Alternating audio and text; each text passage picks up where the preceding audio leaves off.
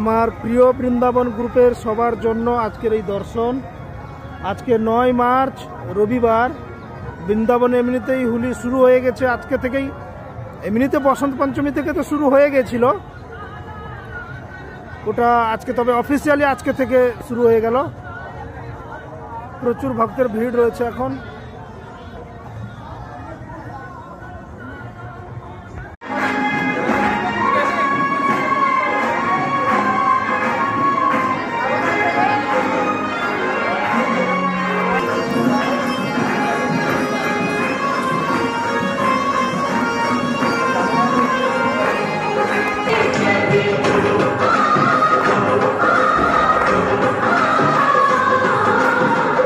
चंद्र सखी भजमान कृष्ण छवि